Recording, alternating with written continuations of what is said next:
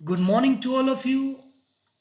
आज की इस वीडियो में थेफ्ट, एक्सटोर्शन और रॉबरी यानी कि भारतीय न्याय संहिता के चैप्टर नंबर 17, बीएनएस के chapter number 17 offence against property को लेकर संपत्ति के विरुद्ध अपराधों के विषय में जो चैप्टर है उसको लेकर डिस्कशन करेंगे। बेसिकली ये वीडियो कॉम्पिटिटिव परीक्षाओं के विधि क्षेत्र से जितने भी विद्यार्थी जुड़े हुए हैं उनके लिए बड़ा लाभदायक रहेगा, ऐसा मेरा मानना है। मैं वीडियो के शुरू में आपसे ये नहीं कहूँगा कि मेरे चैनल को सब्सक्राइब कीजिए या इसे लाइक या शेयर कीजिए, लेकिन जब ये वीडियो आप अंत तक देखें और आज के वीडियो में जो बेसिकली थेफ्ट को लेकर जो कॉन्सेप्चुअल डिस्कशन मैं इस वीडियो में करने वाला हूं, अगर वो कॉम्पिटिटिव विद्यार्थियों के लिए, आप लोगों के लिए हेल्पफुल रहता है तो जरूर अंत में मेरे चैनल को सब्सक्राइब कर दीजिएगा, वीडियो को ज़्यादा से ज़्यादा लाइक और शेयर कर दीजिएगा। चलिए बिना समय गवाए मैं सीधी सीधी बात करता हूं। Chapter number 17 Indian penal code जो पहले हुआ करता था अब भारतीय न्याय संहिता हो गया है। पहले चैप्टर नंबर 18 में ये कॉन्सेप्ट था इंडियन पीनल कोड में, और अब भारतीय न्याय संहिता के चैप्टर नंबर 17 में हो गया है। और पहला जो सेक्शन जो शुरुआत करेगा वो कहेगा थेफ्ट, सेक्शन 303। तो सेक्शन 303 थेफ्ट के बारे में बात करता है। तो आप लोग यहाँ पे मैंने सेक्शन 303 कोट किया है, आप भारतीय न्याय संहिता 2023 का, आप इसे तसल्ली से पढ़ सकते हैं कि क्या चोरी की परिभाषा लेजिस्लेचर ने देने की कोशिश की है। बेसिकली ये 4 लाइन की डेफिनेशन इन्होंने दी है और उसके बाद ये नीचे एक ही लाइन की डेफिनेशन मैंने कंक्लूड किया है। तो चलिए दोनों को देख लेते हैं, कंपैरेटिवली स्टडी भी कर लेते हैं, क्या ज़्यादा आप लोगों के लिए सरल होने वाला है वो आप खुद तय कर लेंगे। अभी लेजिस्लेचर लिखता है 303 में कि whosoever intending to take dishonestly any movable property out of the possession of any person without that person's consent moves that property in order to such taking is said to be commit theft। क्या लिख रहा है यहां पर? अगर मैं बात करूं तो हिंदी मीडियम के विद्यार्थियों के लिए कहूंगा, सिर्फ इस डेफिनेशन को एक लाइन में कोट करूंगा कि किसी चल संपत्ति का बेईमानी से किसी व्यक्ति के कब्जे से उसकी सहमति के बिना हटाया जाना चोरी कहलाता है। फिर से सुनिए कि किसी चल संपत्ति का बेईमानी से किसी व्यक्ति के कब्जे से उसकी सहमति के बिना हटा दिया जाना चोरी कहा जाता है। अंग्रेजी में कहूं डेढ़ लाइन में तो dishonest removal of movable property from the possession of any person without consent is said to be theft. Basically dishonest removal of movable property है, from the possession of any person है, without his consent है, theft कहा जाएगा। तो देखिए ये ऊपर जो 4 लाइन में इन्होंने डेफिनेशन दी और हमने मुश्किल से एक लाइन और एक शब्द इस्तेमाल किया, लेकिन वो सारी बातें एक लाइन में कवर कर दी है। देखिए डिसऑनेस्टली यहाँ भी लिखा है तो डिसऑनेस्टली लिखा है और यहाँ हमने डिसऑनेस्ट लिखा है। रिमूवल यहाँ मूव्स अवे लिखा है, ये मूव्स, और यहाँ हमने रिमूवल लिख दिया है। तीसरा मूवेबल प्रॉपर्टी यहाँ भी है आपके, ये मूवेबल प्रॉपर्टी नजर आ रही है। और चौथे में आपको यहाँ पोजेशन दिख रहा है तो पोजेशन यहाँ पर भी नजर आता हुआ दिखाई पड़ेगा। पांचवें में विदाउट कंसेंट तो पर्सन्स कंसेंट यहाँ भी लिखा है। तो कुल मिला के हमने एक सरल डेफिनेशन देने का यहाँ प्रयास किया है कि चोरी क्या है, dishonest removal of movable property from the possession of any person without the consent of person is theft. अब इस डेढ़ लाइन से ही हम आने वाला आज के पूरे 1 घंटे का डिस्कशन करेंगे। तो देखिए कैसे करते हैं। तो ये जो हमारी डेढ़ लाइन की डेफिनेशन है इससे हमने चोरी के बेसिकली 5 बड़े बड़े एलिमेंट निकाल कर आपके सामने रखे। पहला एलिमेंट क्या है, डिसऑनेस्टी यानी कि बेईमानी से। दूसरा रिमूवल यानी कि हटा देना, ले जाना। तीसरा मूवेबल प्रॉपर्टी, चल संपत्ति। चौथा पोजेशन। possession यानी कि कब्जा, पांचवा विदाउट कंसेंट, बिना सहमति के। चलिए इस एक के एक एलिमेंट को डीपली डिस्कस करते हैं, कंसेप्चुअल बात करते हैं, पर ध्यान रखना है कि अगर आपसे कभी भी कंपटीशन में ऑब्जेक्टिव सवाल पूछा जाए तो सबसे पहले आपको, अगर वो पूछता है कि whether it is a theft और नॉट, क्या ये चोरी है कि नहीं, इसके लिए ये 5 बातें उस इलिस्ट्रेशन में या उस सवाल में होनी जरूरी है। अगर ये 5 बातें हैं तो अपराध बनेगा चोरी का, और अगर ये 5 बातें नहीं है तो आप मान कर चलिए कि अपराध चोरी का नहीं बनेगा, अपराध कुछ और हो सकता है।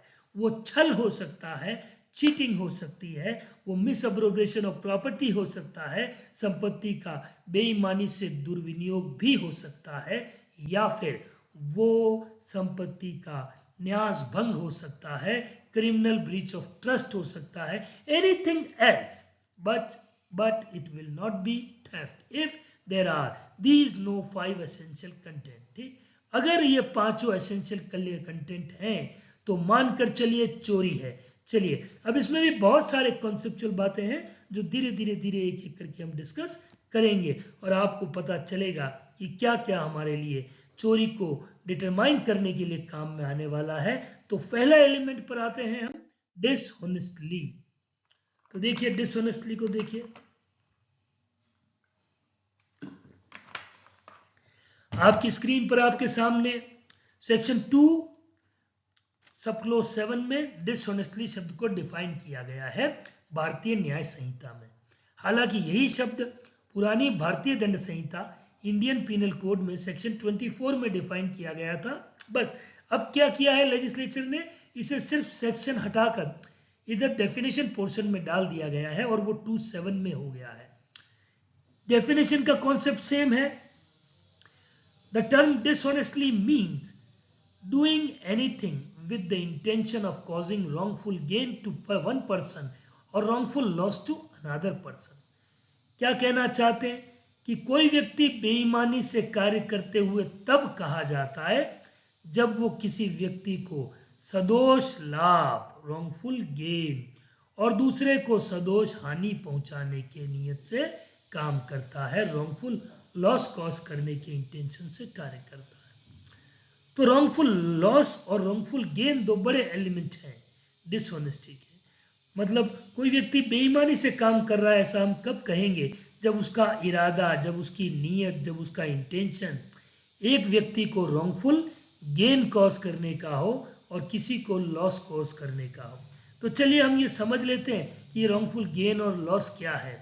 पुरानी भारतीय दंड संहिता में सेक्शन 23 में बताए गए थे दोनों, यहाँ पर अलग अलग कर दिए गए हैं। बीएनएस में भारतीय न्याय संहिता में सेक्शन 2 सब क्लोज 36 रॉन्गफुल गेन और 2 सब क्लोज 37 रॉन्गफुल लॉस होने वाला है। कंसेप्ट रिमेन सेम, बातें वही है। क्या है कि wrongful gain means gain by unlawful means of property to which the person gaining is not legally entitled. मतलब विधि विरुद्ध साधनों के द्वारा ऐसी संपत्ति का लाभ जिसे प्राप्त करने वाला व्यक्ति उसका वैध रूप से हकदार नहीं है, तो कहा जाता है कि वो रॉन्गफुल गेन करता है। मतलब मान लीजिए, मैं उदाहरण देके आपको इस डेफिनेशन को समझाऊं कि मैंने मान लीजिए आपकी जेब काट ली, आपको पता ही नहीं चला, और आपकी जेब में एक पर्स रखा था और उसमें जितने भी पैसे रखे थे वो मेरे पास आ गए। तो मैंने रॉन्गफुल मीन्स से आपके पर्स को हथिया लिया है, और अब जो आपके पर्स में पैसे थे वो मेरे पास आ गए हैं, मेरे हो गए। तो मेरे लिए वो रॉन्गफुल गेन है, बिल्कुल है, गेन है और रॉन्गफुल है, क्योंकि मीन्स रॉन्गफुल है। कोई मेहनत करके मैंने आपसे पैसा नहीं मांगा, मैंने आपकी जेब काट दी है, तो ये रॉन्गफुल गेन है।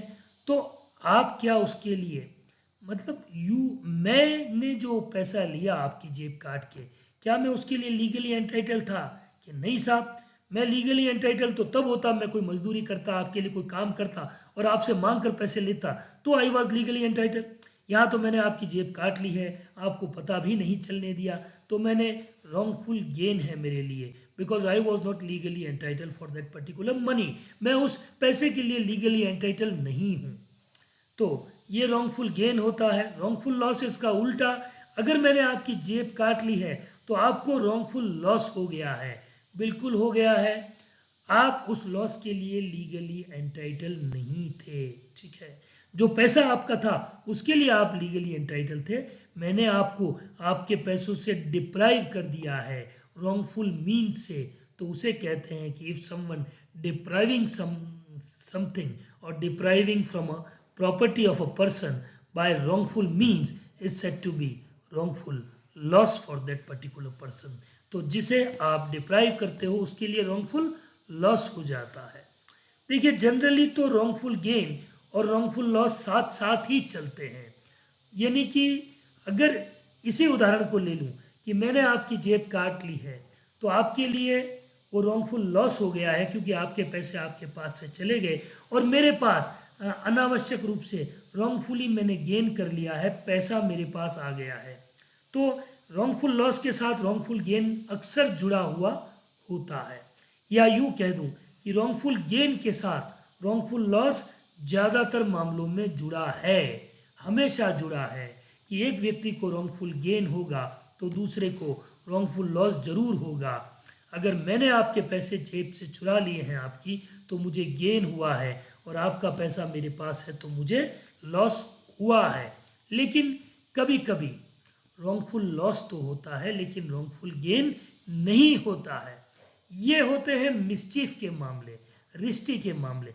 मान लीजिए आप मेरे सामने बैठे हो, आपका मोबाइल आपकी बेंच पर रखा है, मुझे गुस्सा आता है किसी विद्यार्थी पर और मैं उसका मोबाइल से उसकी बेंच से उसका मोबाइल उठा के जमीन पे फेंक देता हूं, उस मोबाइल के टुकड़े टुकड़े हो जाते हैं। तो उस विद्यार्थी को रॉन्गफुल लॉस हुआ है, सदोष हानि हुई है, मैंने उसे उसके मोबाइल से डिप्राइव कर दिया है, लेकिन उस मोबाइल को तोड़ देने से क्या कोई मुझे लाभ हुआ है?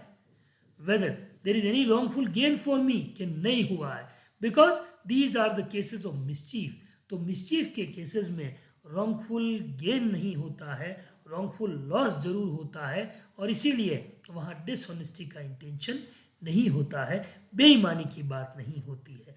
बेईमानी की बात कब होगी? जब रॉन्गफुल गेन के साथ रॉन्गफुल लॉस भी जुड़ा हुआ होगा। चलिए, तो ये पहला एलिमेंट आपके सामने मैंने रखा कि भाई ये बेईमानी क्या होती है। दूसरा जो डेफिनेशन के अनुसार हमारा एलिमेंट है वो है रिमूवल, हटा देना, टेक्स अवे, मूव्स अवे, इसको कहते हैं रिमूवल या मूव्स। तो इस रिमूवल शब्द को समझाने के लिए लेजिस्लेचर ने भारतीय न्याय संहिता के सेक्शन 303 में आप देख सकते हैं 3 एक्सप्लेनेशन यूज किए हैं, explanation number 2, explanation number 3 and explanation number 4। तो जो चोरी का सेक्शन है 303, उसका एक्सप्लेनेशन नंबर 2 स्पष्टीकरण संख्या 2 ये कह रहा है कि A moves affected by the same act which affects the surveillance may be theft। ठीक कि साहब यहां पे किसी व्यक्ति ने किसी चीज को ऐसे कार्य के द्वारा हटाया है और उसी कार्य से अलग कर दिया है तो कहेंगे कि चोरी हो गई है। अभी इन चीजों को बहुत सरल रूप से आपके सामने रखूंगा। एक्सप्लेनेशन नंबर 3 ने भी ये कहा है कि a person is said to be cause a thing to move by removing an obstacle. तो एक ऑब्स्टिकल को, किसी बाधा को हटाना भी हटाना शब्द की श्रेणी में आएगा, which prevented it from moving or by separating it from any other thing as well as by actually moving। मतलब अगर किसी चीज को आप हटा नहीं पा रहे हो, अगर उसके हटाने में कुछ बाधा पैदा हो गई है तो उस बाधा को हटाना भी रिमूवल कहा जाएगा। इसका भी बहुत सरल एग्जांपल दूंगा आपके सामने। और तीसरा चीज, चौथा जो एक्सप्लेनेशन है, इसका भी बहुत सरल एग्जांपल आपके सामने रखकर समझाऊंगा कि a person who by any means causes an animal to move is said to be move that animal, and to move everything which in consequence of the motion so caused is moved by the animal. मतलब जानवरों को हटा देना या जानवरों को हटाकर कोई बाधा हटा देना, ये भी चोरी की डेफिनेशन में आएगा। अलग अलग इलिस्ट्रेशन इसको लेकर हैं, तो हम बात करते हैं। यहाँ देखिए आप इलिस्ट्रेशन नंबर बी और सी। तो ये जो पहला आपने एक्सप्लेनेशन नंबर देखा, उसका सीधा सीधा ये उदाहरण यहाँ पे आपको देखने को मिलेगा कि A cuts down a tree on जेट्स ग्राउंड, कि ए ने जेट के ग्राउंड में से एक पेड़ को काट डाला है with intent of dishonestly taking the tree out of the jets position. क्यों काटा है? कि वो जेट के कब्जे से उस पेड़ को डिसऑनेस्टली, बेईमानी से लेकर चला जाएगा। Here as soon as A has severed the tree in order to such taking he is committed theft। मतलब उसी काम को करते हुए और उसी संव्यवहार में ए हैज severed, उसने उसे अलग कर दिया है, काट दिया है, तो कहा गया है कि उसने चोरी की है। देखिए मैंने अभी आपको थोड़ी देर पहले कहा था कि चोरी के लिए 5 एलिमेंट बहुत जरूरी है। आपसे कोई इलिस्ट्रेशन पूछा जाए तो उसमें 5 के 5 एलिमेंट होना चाहिए। तो यहाँ ए ने कट डाउन कर दिया है ट्री। तो ट्री मतलब आप देखिए, ट्री जो होती है जनरली जो पेड़ होते हैं वो इमूवेबल प्रॉपर्टी को में कंसीडर किए जाते हैं। लेकिन सुप्रीम कोर्ट ने कई केसेस में ऐसा कहा है कि हम पेड़ लगाने के पीछे पेड़ का मकसद देखेंगे। अगर पेड़ों को काट कर उनकी टिम्बर को यूज करने का मकसद है तो वो मूवेबल प्रॉपर्टी हो सकती है। लेकिन अगर पेड़ लगे हुए हैं और उनका उद्देश्य काटना नहीं है तो इमूवेबल प्रॉपर्टी होती है। लेकिन कोई पेड़ अगर लगा हुआ है, चाहे उसका इंटेंशन काटने का नहीं रहा हो और वो इमूवेबल भी हो, लेकिन अगर कोई व्यक्ति उसे काट दे और अलग कर दे, तो काटना और अलग कर देना है तो वो रिमूवल कर दिया गया है, वो रिमूवल की डेफिनेशन में आ जाएगा। और जैसे ही उसे काट दिया जाएगा पेड़ को, becomes movable property, hence the subject matter of theft.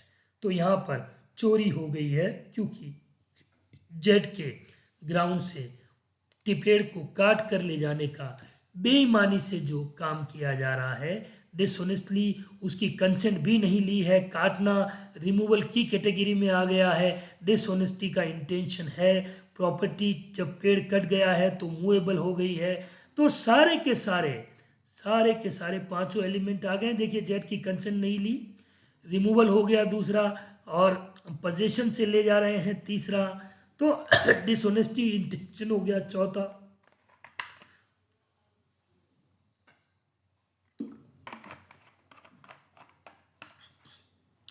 तो हमारी जो दो डेडलाइन की परिभाषा, dishonest removal of movable property from the position of any person without his consent. तो 5 के 5 एलिमेंट आपको यहाँ दिखाई पड़ रहे होंगे, इसलिए ये अपराध चोरी का है। अगर इन पांचों में से एक भी हटा दें तो अपराध चोरी का नहीं बनेगा। क्या बनेगा, आने वाले इलिस्ट्रेशन में आपको समझाऊंगा। अब यहाँ पे ये जो इलिस्ट्रेशन है आप देख सकते हैं, A puts a bait for dog in his pocket. अब यहाँ पे इस इलिस्ट्रेशन को आप पढ़ सकते हैं। मैं अगर हिंदी मीडियम के बच्चों को भी सीधा साथ लेकर चलूं और सीधा सीधा समझाऊं, तो एक व्यक्ति ने क्या किया है कि एक जो कुत्ता है, जो जेट का कुत्ता है, उसको अपने पॉकेट में से बिस्किट निकाल निकाल कर देते हुए, और उस बिस्किट को पहले एक बिस्किट फेंका, कुत्ता उसके पास आया, फिर दूसरा बिस्किट फेंका, फिर कुत्ता थोड़ा और आगे आया, फिर तीसरा बिस्किट थोड़ी दूरी पे जाके फेंका, फिर और आगे आया, चौथा फेंका, और इस तरीके से जैसे ही थोड़ी सी दूर ले आया, कुत्ते को पकड़कर उसने चोरी कर ली, लेके चला गया। तो यहाँ पर उसने चोरी की है, कुत्ते को बिस्किट डाल के उसे आगे आगे बढ़ाकर रिमूवल का काम किया है। डिसऑनेस्टी का इंटेंशन है, क्योंकि रॉन्गफुल गेन करना है, उसे उसका कुत्ता ले लेना है और उससे जेट को रॉन्गफुल लॉस हो जाएगा, तो इंटेंशन। जेट की कंसेंट भी नहीं ली है, पोजीशन से दूर लेकर चला गया है, और ये बिस्किट से जानवर को भी इसने रिमूव कर दिया है। तो यहाँ पर भी ये थेफ्ट हो जाएगा। 5 के 5 एलिमेंट थेफ्ट के यहाँ पर दिखाई पड़ेंगे। तो ये रिमूवल का एक और एग्जाम्पल हम देख सकते हैं कि भाई यहाँ पर आपको देखा पड़ेगा कि A sees a ring belonging to Z laying on a table of Z's house। मतलब मैं आपको अगर ये इलस्ट्रेशन आप पूरा पढ़ लीजिए,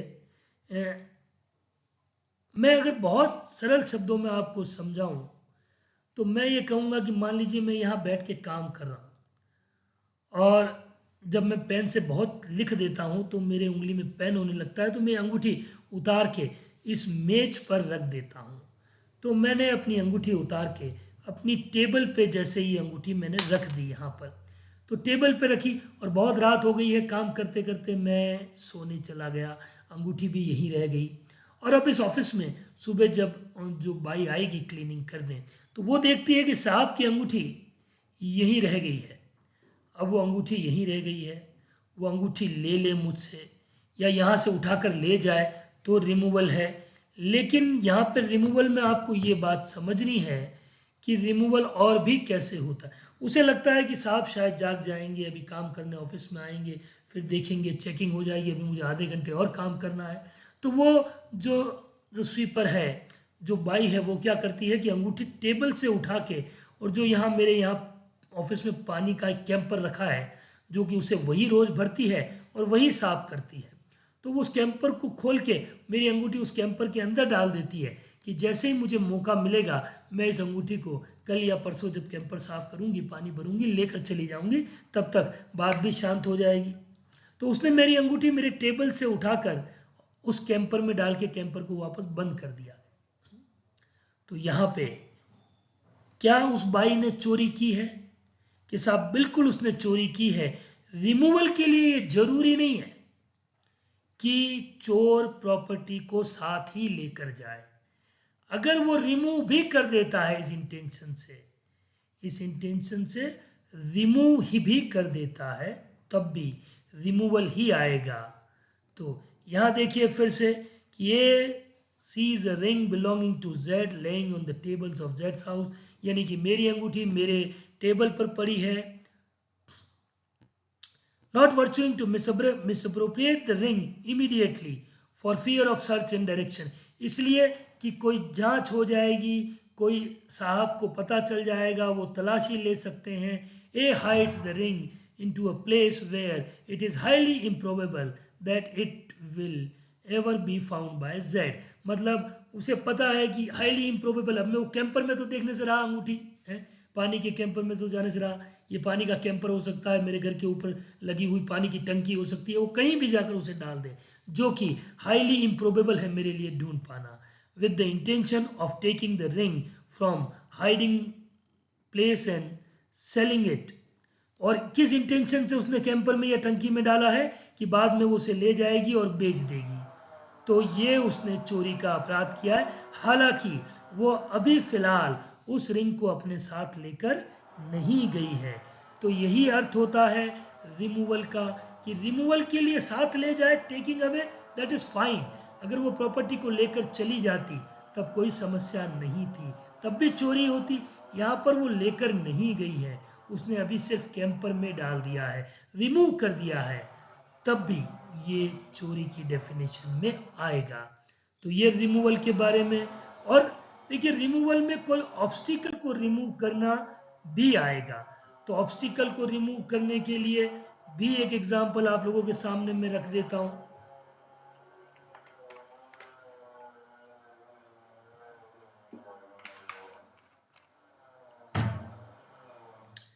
देखिए ऑब्स्टिकल, अगर हमारे को कुछ चीज चोरी करने में कोई ऑब्स्टिकल आ रही है तो उस ऑब्स्टिकल को हमने हटा दिया, तब भी वो रिमूवल की परिभाषा में यहाँ पे आएगा।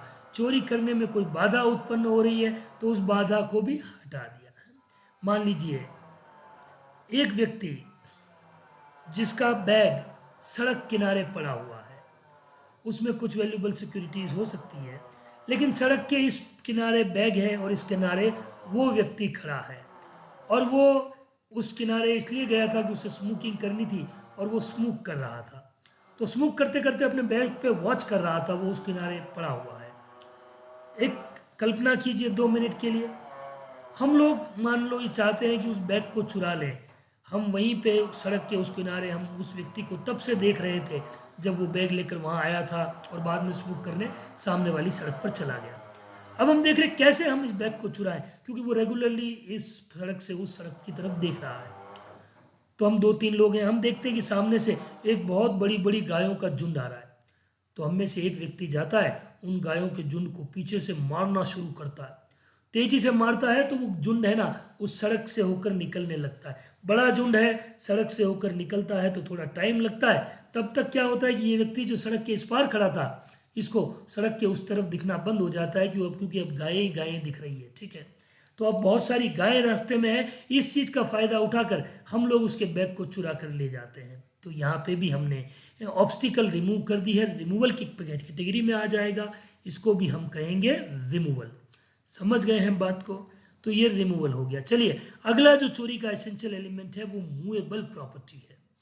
चोरी की जो विषय वस्तु है वो चल संपत्तियां होती है। देखिए, चल संपत्ति के बारे में आप सब जानते हैं।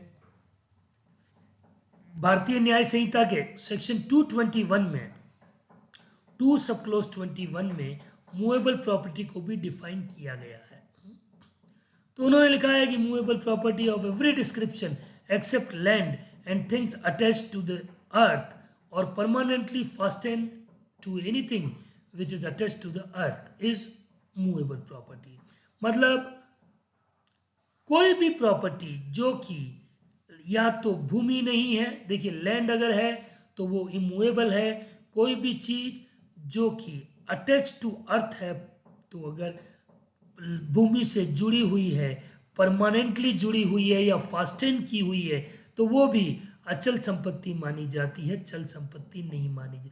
चल संपत्ति क्या है? तो चल संपत्ति ऐसी संपत्ति होती है जिसे हम एक जगह से दूसरी जगह पे मूव कर सकते हैं। बेसिकली जो मूवेबल और इमूवेबल प्रॉपर्टी का जो कॉन्सेप्ट है वो हमें, जो इमूवेबल प्रॉपर्टी है, ट्रांसफर ऑफ प्रॉपर्टी एक्ट के सेक्शन 3 में आपको इसकी डेफिनेशन दिखाई पड़ती है।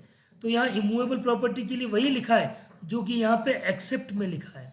इन्होंने लिखा है, देखिए यही चीजें हैं कि anything that is rooted in the earth, तो यहाँ पर हो गया है ये परमानेंटली अटैच हो गया है, फास्टन हो गया है, तो ये सब इमूवेबल प्रॉपर्टी। और अटैच्ड हो गया है समथिंग, तो ये अटैच हो गया है। और क्या नहीं है? तो इन्होंने लिखा है कि हाउएवर ग्रास, ग्रोइंग क्रॉप्स और स्टैंडिंग टिम्बर आर एक्सेप्शन। तो खड़ी फसलें, उगती घास, ये जो हैं खड़ी फसलें, उगती घास, ये सब चीजें, ग्रोइंग क्रॉप्स, स्टैंडिंग टिम्बर और घास, खड़ा कास्ट इसमें शामिल नहीं है। तो खड़ा कास्ट, उगती फसलें और घास इमूवेबल प्रॉपर्टी में इंक्लूड नहीं है। लेकिन इमूवेबल प्रॉपर्टी क्या है? तो ये एक्सेप्शन दिया है। एक तो लैंड, तो भूमि आपकी इमूवेबल प्रॉपर्टी है, उसे कौन चुरा सकता है? बिल्डिंग अगर आपने बना दी है, अटैच कर दिया है परमानेंटली, तो बिल्डिंग भी इमूवेबल प्रॉपर्टी में आ जाएगी, उसे भी कोई चुरा के नहीं ले जा सकता। कई चीजें फास्टन कर दी जाती है जो कि परमानेंटली भूमि के साथ रख दी जाती है, तो उन्हें भी कोई चुरा कर नहीं ले जा सकता है। तो ये सब चीजें इमूवेबल प्रॉपर्टी के कॉन्सेप्ट को हमें यहाँ बताती है। तो देखिए, एक्सप्लेनेशन नंबर 1 जो पहले भी बताया, अभी फिर देखिए 303 का, कि a thing so long as it is attached to the earth not being movable property. ठीक, ये एक्सप्लेनेशन नंबर 1 है कि a thing so long it is attached to the earth, कोई भी चीज जब तक वो भूमि से जुड़ी हुई है, नॉट बीइंग मूवेबल प्रॉपर्टी, तो वो मूवेबल नहीं हो सकती है। जैसे मैं एग्जांपल दूं तो कि हमारे जो जमीन है, लैंड है, उसमें कई सारे मेटल्स हमें दिखाई पड़ते हैं, कई सारे खनिज हमारे यहाँ है, कोयला है और अभ्रक है और भी सारे मेटल्स हैं, जस्ता है।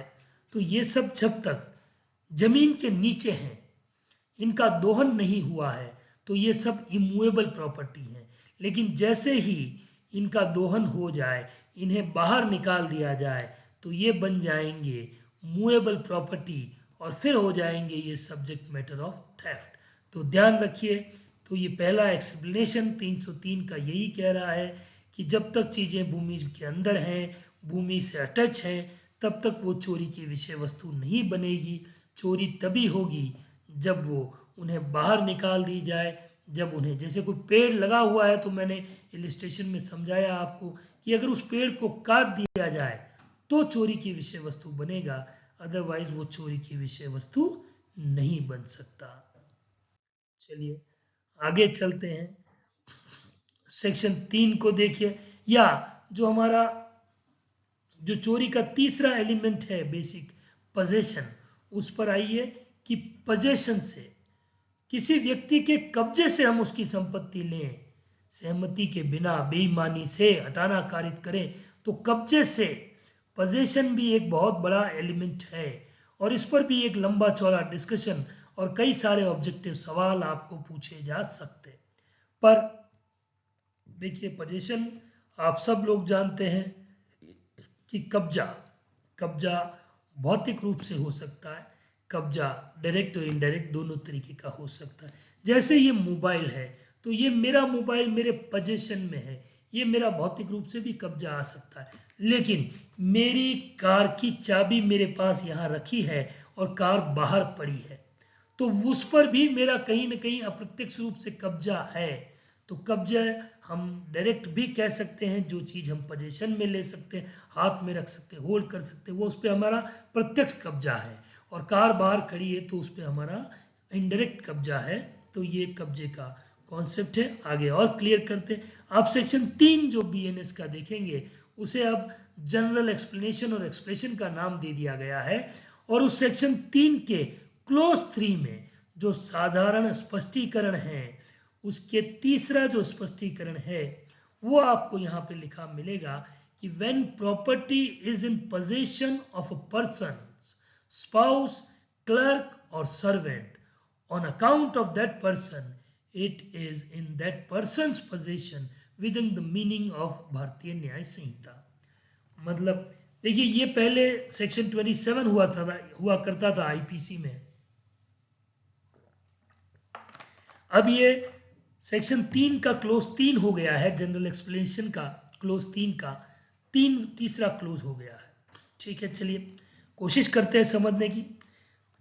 कुछ चेंजेस किया है। पहले यहाँ पे पर्सन स्पाउस की जगह वाइफ, क्लर्क और सर्वेंट था, यहाँ पे अब वाइफ को हटा करके स्पाउस कर दिया गया है। ठीक भी किया, बहुत पहले मैं पढ़ाया करता था तो बहुत सवाल यहाँ से निकलते थे, बहुत मिसकंसेप्शन भी इस कारण से होते थे। अब यहाँ इन्होंने स्पाउस कर दिया है, यानी कि पति या पत्नी दोनों। ठीक है, मतलब क्या है कि अगर किसी व्यक्ति की संपत्ति उसकी ओर से उसके पति या पत्नी, उसके क्लर्क लिपिक, उसके सर्वेंट सेवक के कब्जे में है, तो ये माना जाएगा कि वो संपत्ति उसी व्यक्ति के कब्जे में है। मतलब आप समझिए कि आज जैसे मैं हूं, तो मैं अपनी पत्नी के भरोसे घर छोड़कर जाऊं तो मेरी स्पाउस की कैटेगरी में आ गई। मैं अपना ऑफिस अपने क्लर्क के भरोसे छोड़ जाऊं, अपने सर्वेंट के भरोसे छोड़ जाऊं, तब भी ऑफिस में, घर में जितनी भी चीजें पड़ी है, अगर घर पत्नी के भरोसे छोड़ा है तो घर में जितनी भी चीजें पड़ी है उनका स्वामी मैं ही हूं, वो मेरे ही कब्जे की संपत्तियां मानी जाएगी।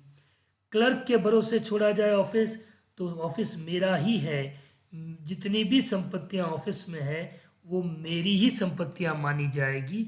और इसी तरह नौकर के भरोसे, सर्वेंट के भरोसे छोड़ के जाऊं तो सर्वेंट मेरा है, लेकिन ऑफिस भी मेरा है, घर भी मेरा है, तो सर्वेंट के भरोसे भले ही छोड़ी हो लेकिन उन सारी संपत्तियों पर कब्जा मेरा ही माना जाएगा। मैं आपको यहाँ पे क्लियर कर दूं कि मान लीजिए मैं एक दुकानदार हूं, अपने नौकर के भरोसे दिन में लंच टाइम में 1 घंटे के लिए अपनी दुकान छोड़ के जाता हूं, तो मेरी जो भी दुकान है उसमें से दिन में 1 घंटे में रोज नौकर कुछ न कुछ एक एक दो दो आइटम लेकर जाता है और साल भर बाद उन्हीं आइटम्स की एक दुकान खोल देता है। मुझे भी इनोग्रेशन में बुलाता है कि आप भी आइएगा सेठ जी। मैं जाकर देखता हूँ, अरे ये इतनी सारी चीजें कहाँ से लाया, तो पता लगता सब अपनी ही दुकान के आइटम है। तो उसने, उस सर्वेंट ने चोरी की है, ये रोज रोज जो लाया है चोरी की है। क्यों?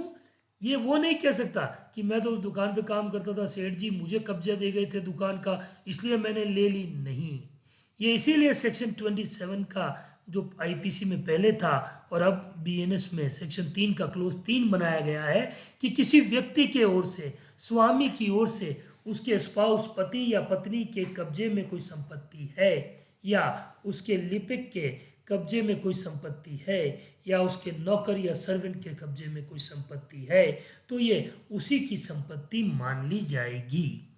आप इलिस्ट्रेशन नंबर डी देख सकते हैं सेक्शन 303 का, कि A being Z servant and entrusted by Z with the care of Z's plate, dishonestly runs away with the plate without Z's consent, A has committed theft.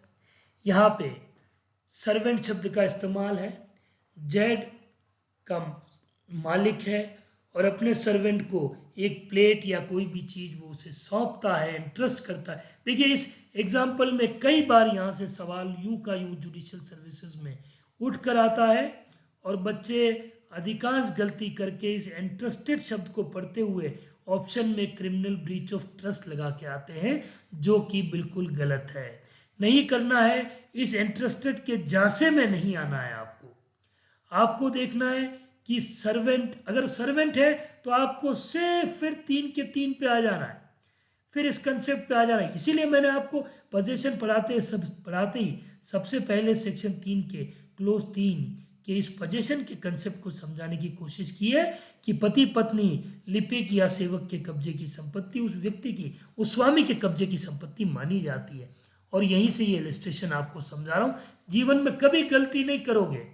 और बाकी तो यही अगर ठीक से नहीं समझेंगे और एक सेक्शन को दूसरे सेक्शन के साथ कोरिलेट करके नहीं समझा जाएगा, तो मेरा मानना है कि बड़ा नुकसान हो जाएगा कंपटीशन में। अगर कॉन्सेप्ट हमारा क्लियर नहीं है तो फिर हम हमेशा धोखा खाता रहेंगे। अगर कॉन्सेप्ट हमारा कांच की तरह क्लियर है, बिल्कुल सुदृढ़ है, तो कोई भी एग्जामिनर ऑब्जेक्टिव में कुछ भी घुमाकर आपसे क्यों ना पूछ ले, मुझे लगता है कि कोई गलती की गुंजाइश नहीं होगी। तो चलिए, यहां पे इंटरेस्टेड शब्द का प्रयोग भला ही है, लेकिन जेड का सर्वेंट है, तो जेड का सर्वेंट है और उसने उसे दिया है, तो क्या माना जाएगा? 3 का 3, कि भाई यही माना जाएगा कि कब्जा तो जेड का ही है और वो जेड की कंसेंट के बिना ले गया है, बेईमानी से ले गया है, रिमूव कर दिया है, तो उसने चोरी कर ली है। तो इस इंटरेस्टेड पे मत जाइएगा, criminal breach of trust answer नहीं कीजिएगा। सर्वेंट है तो 3 के कंसेप्ट को अप्लाई कीजिएगा और उत्तर कीजिएगा। यहां देख लीजिए कि यहां कुछ चीज का अंतर पड़ेगा कि जो Z going on a journey, एक व्यक्ति जो है वो यात्रा पर जा रहा है, इंटरेस्टेड इज प्लेट टू ए, अपनी कोई प्लेट है जो कि ए को न्यस्त करके जा रहा है। The keeper of warehouse, तो वेयर हाउस का जो कीपर है उसके पास रख के जा रहा है, एक भांडागारी है जिसका काम है कि सामान संभालना। तो एक व्यक्ति, अगर हम कहीं बाहर जाते हैं, रेलवे स्टेशन पे जाते हैं, तो हम अपने सामान को संभालने के लिए हम क्लॉक रूम में देकर जाते हैं, वही कंसेप्ट यहाँ पर अप्लाई कर दीजिए। Till Z shall not return, जब तक हम लौट कर नहीं आ जाते हमारा सामान वहीं पड़ा रहेगा। A carries the plate to a goldsmith and sells it. अब यहाँ ए जो है, जो हमारे ये वेयर हाउस का प्रबंधक है, या फिर हमने अगर क्लॉक रूम में जमा कराए हैं तो क्लॉक रूम का प्रबंधक है, तो वो उसको वहां से ले जाके किसी सुनार को बेच आता है। Here the plate was not in Jades possession, यहां जेड के पोजेशन में नहीं थी। क्यों नहीं थी? क्यों नहीं पोजेशन में? कि न तो वो क्लर्क है, न सर्वेंट है और ना ही स्पाउस है, ये तो सिर्फ एक वेयर हाउस का प्रबंधक है, मैनेजर है, या क्लॉक रूम का कोई मैनेजर है, या वहां काम करने वाला व्यक्ति है। तो वो खुद ले गया है और वो खुद ले जाके सुनार को दे आया है, तो वहां किसी के कब्जे से नहीं किया गया है। और कब्जा जो है वो भी जो कि जेड है उसने खुद डिलीवर किया था, खुद दिया था। यहाँ पे ए ने ना तो कोई रिमूवल किया है, तो ए ने ना तो उसे रिमूव किया है, जेड के पोजीशन से ना हटाया है, पोजीशन जेड का था ही नहीं। And A has not committed theft, यहाँ पे ए ने चोरी नहीं की है, हालांकि ये बात और है कि उसने क्रिमिनल ब्रीच ऑफ ट्रस्ट का अपराध किया है, क्योंकि जो ये ब्रीच ऑफ ट्रस्ट का अपराध है, अगर हम चीज़ों को कहीं वेयरहाउस में, कहीं क्लॉक रूम में छोड़ कर जाते हैं, कई बार हम मंदिर दर्शन करने जाते हैं, जूते बाहर जूता घर में छोड़ देते हैं, तो वहाँ पे अगर जूता घर वाले वो जूते हमारा बेच के आ जाए तो उसने चोरी नहीं की है, उसने ब्रीच ऑफ ट्रस्ट का अपराध किया, ये मानकर चलना है। आगे चलते हैं। A finds a ring belonging to Z onto the table in the house which Z occupies. मतलब Z के घर में A ने एक रिंग उसे मिली है, ठीक है, उसके टेबल पर। Here the ring is in the Z's possession. अब मेरे टेबल पे मेरी अंगूठी पड़ी है तो मेरा ही कब्जा माना जाएगा। And if A dishonestly removes it, it commits theft. और अगर कोई उसे बेईमानी से ले जाएगा तो उसने चोरी का अपराध किया है। आगे चलें। A finds ring lying on a high road. Highway पे, राजमार्ग पर एक अंगूठी ए को मिलती है। Not in the possession of any person. अब सड़क पर मिली है तो किसी का कब्जा भी उस पर नहीं है। By taking it commits no theft. कोई व्यक्ति सड़क पर पड़ी हुई अंगूठी उठा लेता है तो उसने चोरी नहीं की है। Though he may commit criminal misappropriation of property. हो सकता है कि उसने संपत्ति का बेईमानी से दुर्विनियोग किया हो। तो ये कैसे होगा, समझिए आप। देखिए ये जो जी वाला इलस्ट्रेशन है सेक्शन 303 बीएनएस का, इसमें एक कॉन्सेप्ट आपको यहाँ पे मैं समझाऊंगा। फाइंडर ऑफ गुड्स का कॉन्सेप्ट यहाँ पर अप्लाई हो रहा है कि पड़ी हुई वस्तु को पाने वाला व्यक्ति उस संपत्ति का स्वामी नहीं बन जाता है। Finder of goods did not becomes the owner of the property. पड़ी हुई वस्तु को पाने वाला व्यक्ति उसका स्वामी नहीं बन जाता है। He is under obligation to identify the actual owner and return the thing to actual owner. However, he is entitled to get reasonable expenses therefore. तो concept of bailment is apply. पड़ी हुई वस्तु को पाने वाला व्यक्ति उसका स्वामी नहीं बन जाता। यहां जैसे सड़क पर अंगूठी पड़ी है और आपने उठा ली तो आप उसके स्वामी नहीं बन गए हो। You are under obligation to find out the actual owner. आप पे ये दायित्व है कि आप हो सके जब तक असली स्वामी का पता लगाने की कोशिश करो। आपको अखबार में विज्ञप्ति देनी चाहिए कि साहब अंगूठी किसी की गुम गई हो खोया पाया में, तो अपनी अंगूठी की पहचान बताओ और लेकर चले जाओ। तो मान लीजिए पहचान बताता है कोई व्यक्ति की, साहब मेरी अंगूठी थी, इसमें ब्लू कलर का एक स्टोन भी लगा हुआ था, तो आप मुझे दे दीजिए। अगर सच में आपके ब्लू कलर की स्टोन की अंगूठी है और आइडेंटिफाई हो गई है तो दे देनी चाहिए। लेकिन यहाँ जिसको अंगूठी मिली है और जिसने अखबार में विज्ञापन दिया है, हाँ, अखबार में विज्ञापन देने के रीजनेबल जो एक्सपेंसेस हैं वो अंगूठी जिसकी भी है उससे वसूल कर सकता है। और जब तक रीजनेबल एक्सपेंसेस ना दे दिए जाए वो अंगूठी नहीं लौटाएगा। He has to right to lien has right to retain such ring. तो ये यहाँ ध्यान रखना है कि अगर कोई व्यक्ति जिसको अंगूठी मिल गई है सड़क पे और वो उसके असली स्वामी का पता लगा ही नहीं रहा है, चुपचाप अंगूठी उठाते ही बाजार में बेच के आ जाता है, तो वो अपराध तो करता है लेकिन चोरी का नहीं, मिसअप्रोप्रिएशन ऑफ प्रॉपर्टी का। चोरी का इसलिए नहीं क्योंकि अंगूठी किसकी कब्जे में नहीं थी, सड़क पर पड़ी हुई थी। यहाँ पे सिर्फ एक कब्जे का एलिमेंट मिसिंग है और यही कारण है कि अपराध चोरी ना होकर के बन रहा है संपत्ति का बेईमानी से दुर्विनियोग, मिसअप्रोप्रिएशन ऑफ प्रॉपर्टी।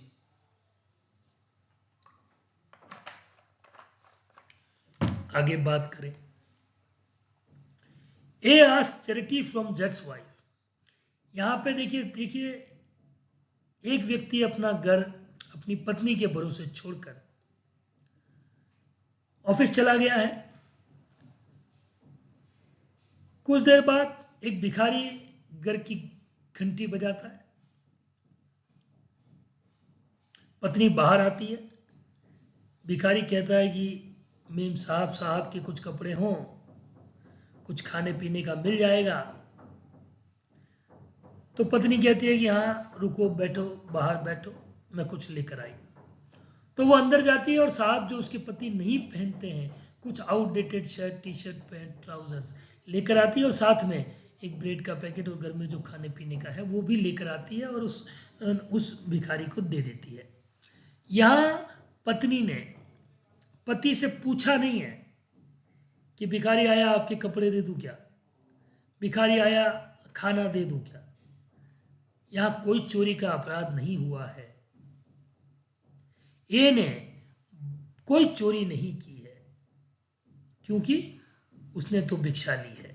और ये इस देखिए यहां पे भी वो सेक्शन 3 का क्लोज 3 का वो अप्लाई करने की कोशिश की जा रही है कि साहब पति तो चला गया लेकिन पति की ओर से जो भी संपत्तियां हैं वो पत्नी के कब्जे में है। अब स्पाउस शब्द के कब्जे में है, तो स्पाउस के कब्जे में है तो उन्होंने बिना पोजीशन या बिना पूछे कैसे दे दी। क्या चोरी हो गई?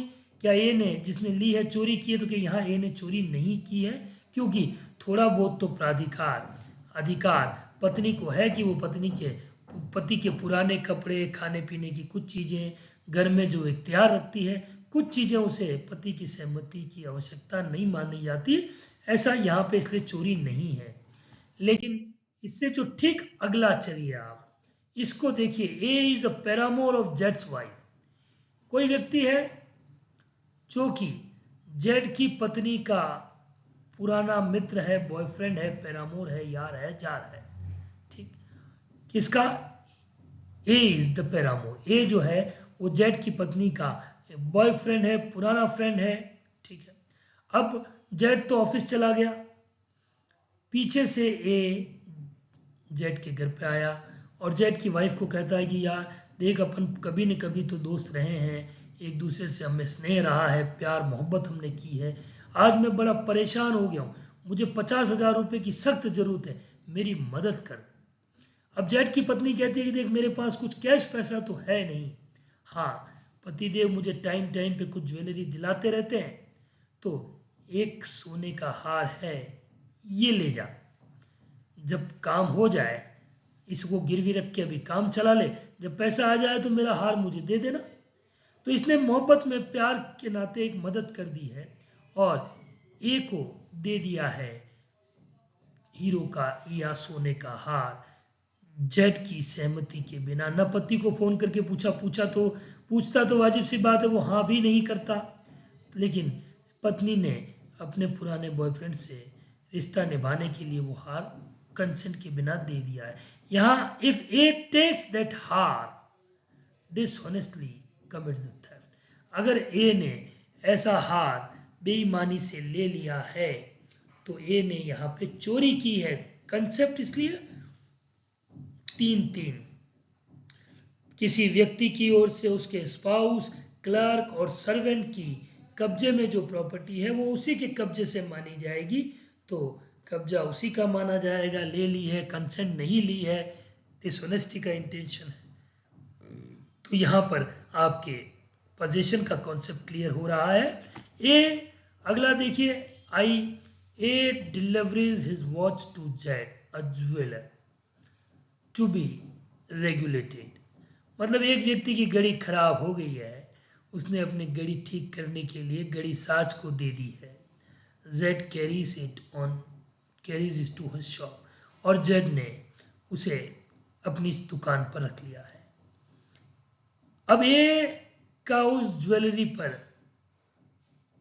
ए not owing to the jeweller any डेप्थ, ए का उस व्यक्ति पर कोई डेप्थ भी नहीं है, जो कि घड़ी जेड के पास रख के गया, जेड से कोई पैसा भी नहीं मांगता है, कुछ भी नहीं, लेन देन भी नहीं है। ठीक है, तो अब वो ओपनली एंटर्स करता है उसकी दुकान में, फोर्सफुली घड़ी को ले लेता है, कैरीज आउट कर लेता है, यहाँ पे चोरी नहीं की है। देखिए ये इलस्ट्रेशन क्या कह रहा है कि मेरी, मान लीजिए मेरी घड़ी खराब हो गई है, अब मेरी घड़ी खराब हो गई, मैंने एक घड़ी साज की दुकान पर घड़ी दे दी, मेरा उसका कोई लेन देन भी शेष नहीं है, और मैंने डायरेक्टली घुसा उस दुकान के अंदर, उसके साथ धक्का मुक्की की, मेरी घड़ी में लेके आ गया, हालांकि कोई पैसा भी बाकी नहीं है, उसने ना मेरी घड़ी ठीक की है ना कुछ है, बस मुझे गुस्सा आया, मैंने घड़ी ठीक कराने के लिए अपनी घड़ी दी थी और फिर थोड़ी देर बाद आया, जबरन घुसा और अपनी ही घड़ी उससे छीन कर ले आया। तो क्या मैंने कोई अपराध किया? तो कि साहब यहाँ पे मैंने फोर्सफुली क्रिमिनल ट्रेसपास और असॉल्ट का अपराध जरूर किया है, लेकिन मैंने यहाँ कोई चोरी नहीं की है। क्यों नहीं की है? क्योंकि मेरी ही घड़ी है, मैं ही लेकर आ गया हूँ, ना उसने ठीक की थी, उसका मुझ पर कोई कर्ज भी नहीं है, कोई डेब्ट भी नहीं है। तो यहाँ पे मैं अपनी ही घड़ी लेकर आया हूँ। तो मैंने अगर जबरदस्ती की है, असॉल्ट किया है, तो क्रिमिनल ट्रेसपास और असॉल्ट के लिए मेरी लायबिलिटी बन सकती है, चोरी के लिए नहीं। लेकिन कई बारी सवाल पैदा होता है कि weather a person can steal his own property, क्या कोई व्यक्ति अपनी स्वयं की संपत्ति को चोरी कर सकता है? तो यहाँ पे आपको एक अलग इलिस्ट्रेशन दिखा पड़ेगा। आप इस जे नाम के इलिस्ट्रेशन को पढ़िए कि if A owes money to Z for repairing the watch and if Z retains it watch lawfully as a security for the debt and A takes the watch out of the Z's possession with the intention of depriving Z of the property as a security for his debt, he commits theft in as much he takes the dishonestly। मैं एक छोटी सी कहानी इस illustration को लेकर सुनाता हूं आपको, उम्मीद करता हूं बात समझ आएगी। सवाल हमारा ये कि क्या कोई व्यक्ति अपनी ही संपत्ति की चोरी कर सकता है? तो मैं कहूंगा कर सकता है। पहला जवाब पॉजिटिवली हाँ कर सकता है। और कब कर सकता है? जब अपनी ही संपत्ति किसी और के कब्जे में हो तो हम अपनी ही संपत्ति की चोरी कर सकते हैं। मान लीजिए मेरी घड़ी खराब हो गई है, तो मैं घर से निकला और कोर्ट जाते वक्त रास्ते में एक घड़ी साज की दुकान है जो घड़ी रिपेयर करता है। मैंने उसे अपनी घड़ी दे दी कि भैया ये घड़ी है, मेरी घड़ी ठीक कर दीजिएगा। ठीक है। उसने कहा कि सर 200 रुपये लगेंगे इसमें रिपेयर करने में। मैंने कहा ठीक है, 200 रुपये मैं लौटते वक्त दे दूंगा, कोर्ट से जब लौटूंगा तब पैसा ले लेना, आप घड़ी ठीक कीजिए। मैं अपनी घड़ी वहाँ छोड़कर चला गया। मैं जब कोर्ट से वापस आता हूँ तो देखता हूँ, उस घड़ी की दुकान में जाता हूँ तो मुझे वहाँ कोई दिखाई नहीं पड़ता। घड़ी साथ शायद कहीं आसपास गया, तो मैं थोड़ा बाहर देखता हूँ, इधर उधर देखता हूँ कि कहीं है तो नहीं, मुझे नहीं दिखाई पड़ता है। लेकिन मुझे मेरे वहाँ शोकेस में पड़ी हुई घड़ी दिखाई पड़ती है और वो घड़ी ठीक से चल भी रही है। तो मुझे देख के लगता है कि घड़ी तो रिपेयर हो चुकी है। अब मैं 2-3 मिनट खड़ा रहता हूँ, कोई दिखता नहीं है, तो मैं वो शोकेस में से अपनी घड़ी निकाल लेता हूँ, बांध लेता हूँ और चुपचाप निकल जाता हूँ बिना उसके पैसे दिए। अब यहाँ तक तो ठीक है, अब मैंने पैसे भी नहीं दिए, अपनी घड़ी भी उठा के ले गया, तो यहाँ मैंने अपनी ही संपत्ति की चोरी कर ली है। तो चोरी करना अलग विषय हो गया। अब चोरी के बाद चोरी तो मैंने कर ली, लेकिन उसे पता भी नहीं है। अब मैं अगले दिन जब सुबह फिर कोर्ट जाता हूँ, उस घड़ी साज की दुकान पे जाता हूँ और दुकान पे जाके कहता हूँ भैया वो कल रिपेयर करने के लिए घड़ी दी थी ना, कहाँ गई? तो दुकानदार ढूंढने लगता है, इधर उधर की घड़ी रखी तो मैंने यही थी, लेकिन भला कहाँ मिलने वाली है उसे घड़ी? हम ही ले गए उसकी घड़ी। अब वो कहता है यहाँ नहीं है ना, नहीं। हम कहते हैं देखो मेरी घड़ी तो 5,000 की थी, 5,000 देने पड़ेंगे। अब यहाँ हम तो चोरी के अलावा भी बहुत कुछ कर रहे हैं। चोरी का अपराध तो हम जब घड़ी ले गए डिसऑनेस्टी से तब हो ही गया। यहाँ हम बड़ा निकम्मापन कर रहे हैं। हम खुद चोरी हमने अपनी संपत्ति की कर ली है और सामने वाले से अब हम 5,000 रुपया वसूलने की भी हिमाकत कर रहे हैं, जो कि बिल्कुल ठीक नहीं है। तो यहाँ कोई व्यक्ति हमारी ही संपत्ति की चोरी कर सकता है। कोई व्यक्ति अपनी संपत्ति की चोरी कब करे? तो बस ध्यान रखना है कि जब आपकी खुद की संपत्ति किसी और के कब्जे में है और आप उसे अनलॉफुली ले आते हो, डिसऑनेस्टी ले आते हो, उसके पोजेशन से ले आते हो, तो क्या कहेंगे कि चोरी कर ली है, आपने अपनी ही संपत्तियों को चुरा लिया है। चलिए अगला इलिस्ट्रेशन देखते हैं। If A having pawned his watch to Z takes it out Z's possession without Z's consent, not having paid to what he borrowed on the watch, he commits theft। ये भी वही बात है, दोनों ही चीजें मैं आपको समझा चुका हूं। तो ये हो गया कि कब कोई व्यक्ति अपनी ही संपत्ति की चोरी कर सकता है। अगला जो एसेंशियल एलिमेंट है और आखिरी जो एसेंशियल एलिमेंट है वो है विदाउट कंसेंट। देखिए, चोरी के लिए सहमति के बिना ले जाना चोरी है। अगर सहमति से हम कुछ लेकर जाएंगे तो वो अपराध चोरी का नहीं होगा, कुछ और हो सकता है। किसी व्यक्ति की कंसेंट से हम कुछ लेकर जाएं और हम कुछ करें तो वो चोरी नहीं होगा। ठीक है, मैं आपकी कंसेंट से आपकी गाड़ी लेकर जाऊं कि चाबी देना, मैं 2 घंटे में काम जाके आ रहा हूं, तो मैंने चोरी नहीं की है। ठीक है, यहाँ पे अगर बाद में मैं आपको 10 दिन तक 15 दिन तक लौटाऊं ही नहीं तो मैंने हो सकता है मिसअप्रोप्रिएशन ऑफ प्रॉपर्टी कर लिया हो, ब्रीच ऑफ ट्रस्ट का ऑफेंस किया हो, लेकिन चोरी नहीं की है क्योंकि कंसेंट आपकी यहाँ पर थी प्रॉपर्टी ले जाने में। अब बात करते हैं, A takes an article belonging to Z out of Z's possession without Z's consent, with the intention of keeping it until he obtained money from Z as a reward for its restoration. Here A takes dishonesty, A therefore commits theft. यहाँ पे बड़ा सुंदर सा illustration इन्होंने दिया है। ये कहते हैं कि मान लीजिए, देखिए आप मेरे दोस्त हैं, मित्र हैं या कुछ भी, आपका मोबाइल पहले तो मैं आपसे बिना आपसे सहमति से चुरा लूं, ले लूं, और बाद में जब आप परेशान हो रहे हो तो मैं आपसे ये कहूं कि देख, मोबाइल तो तेरा मिल जाएगा, मोबाइल तो तुझे वापस मिल जाएगा, लेकिन क्या 500 रुपये खर्च करेगा? वापस आप ही का मोबाइल आपको रेस्टोर करने के लिए आपसे कोई चीज मांगी जाए तो भी वो चोरी होगी। इसको भी चोरी कहूंगा मैं। ठीक है, कि भाई किसी का मोबाइल आपने दोस्त का ले लिया, अब वो परेशान हो रहा, बोले 500 रुपये का खर्चा करे तुझे मिल जाएगा। उसने कहा ठीक है, तो देख अभी मैं भी तेरे साथ ढूंढता हूँ। फिर इधर उधर ढूंढते हो, लिया आप ही ने है, आप ही को पता है कहाँ पड़ा है, आप इधर उधर करके ढूंढ के उसे ला के दे देते हो, तो यहाँ पे आपने चोरी की है। समझ गए हैं? ये विदाउट कंसेंट का माजरा है। अब कुछ चीजों में चोरी नहीं होती है, तो यहाँ पे मैंने आपको एग्जाम्पल पहले भी दिया कि हाईवे पे जो रिंग पड़ी है तो हमने उठाने वाले ने चोरी नहीं की है क्योंकि किसी के पोजेशन से नहीं ली है। यहाँ पे एक बात और आपको दिखाई पड़ेगी कि ए इन गुड फेथ, कि गुड फेथ में अगर बिलीव करते हुए कोई प्रॉपर्टी आपने ले ली है तो भी आपने चोरी नहीं की है। इसका भी एक बहुत अच्छा एग्जाम्पल आपको देता हूँ कि कई बार क्या होता है कि हमारी मोटरसाइकिल भी, मान लीजिए कोई बुलेट हमारी पास मोटरसाइकिल है ब्लैक कलर की, जिस जगह पे हम गए वहां किसी और की भी ब्लैक कलर की बुलेट खड़ी है, हम अपना काम करके आए, हमने चाबी लगाई, चूंकि दोनों गाड़ियां ब्लैक है, बुलेट है, तो मिसकंसेप्शन में, गुड फेथ में हम अपनी की जगह किसी दूसरी की बुलेट में चाबी लगा देते और उसे लेकर चले आते। हमने यहाँ पे चोरी नहीं की है।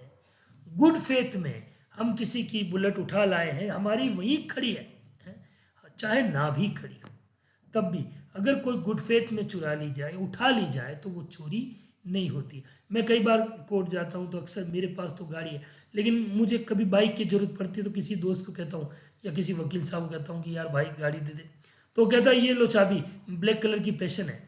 अब नंबर तो पता नहीं है, ब्लैक कलर की पैशन है, वहां तो बहुत सारी पैशन खड़ी थी, मैंने ब्लैक कलर की पैशन में चाबी लगाई और चल दिया गाड़ी लेके। यहाँ मैंने चोरी नहीं की है। थोड़ी देर बाद आया तो मुझे पता चला कि लोग ढूंढ रहे हैं कि एक पैशन चोरी हो गई है, चोरी हो गई है, जबकि वो पैशन मैंने चोरी नहीं की है, गुड फेथ में उठा ली है, चोरी का अपराध नहीं बनेगा।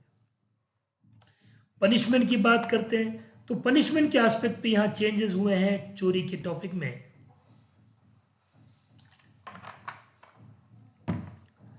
तो देखिए, पहले वाला भी 3 साल और सजा थी और दोनों था, तो वो तो रखा गया है कि whosoever commits theft shall be punished with imprisonment of either description for a term which may extend to 3 years or fine or both। ये तो पहले वाला ही है, लेकिन ये नया जोड़ दिया गया है, in case of second or subsequent conviction of any person under this section shall be punished with rigorous imprisonment for a term which shall not be less than 1 year but which may extend to 5 years।